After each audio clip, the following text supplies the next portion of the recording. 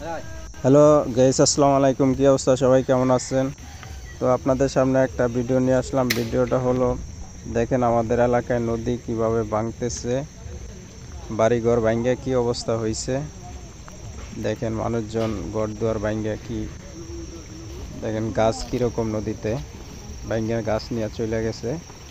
সবাই নদীর পাড়ে দেখতেছে, দেখেন কি অবস্থা। সব লোকজন আইসা পড়ছে নদী দেখতে। এরকম বাংলে তো আমাদের মেহেন্দিগঞ্জ হয়তো থাকবে না, যেভাবে ভাঙতেছে। বাজেট কোনো বড় বাজেট হইতেছে না, ছোট ছোট বাজেট হয়। তো এগুলাতে কাজ যা হয় কিছুদিন পরে আবার নদীতে নিয়ে যায়।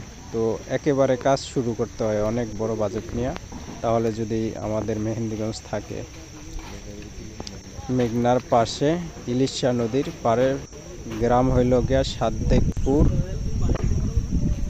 রুকুন্দি।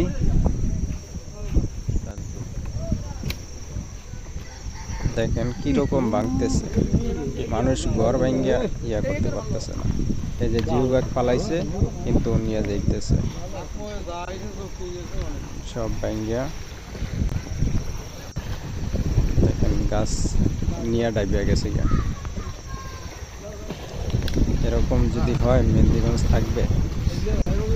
আমরা চাই যে এরকম একটা বড় বাজেট হোক। বড় বাজেট হইলে আমাদের এলাকাটা থাকবে। আমাদের জমিনে অনেক নিয়ে গেছে, কিন্তু পরের যারা আছে তারা যে থাকতে পারে। দেখেন এই যে সাদেকপুর গ্রামে হাই স্কুল আমাদের, তো ভবনটা চারতলা ভবনটাও একবারে দেখেন কি নদীর পাড়ে। তো আমরা চাই যে এই নদী ভবনের উছিলায় যে নদীর একটা বাঁধ হয়, বড় বাজেট হয়, তাহলে এই ভবনের উছিলায় আমরা যদি থাকতে পারি, না হলে আর কোনো সুযোগ নেই। একবারে নদীর পাড়ে কিন্তু ভবনটা যে কোনো মুহূর্তে ডাবতে পারে, যদি বড় বাজেট না হয় তাহলে ডাবিয়া যাইব।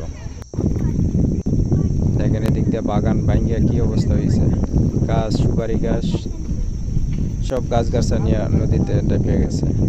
কত দূরে গাছ বাসতেছে, ইয়া করতেছে। দেখেন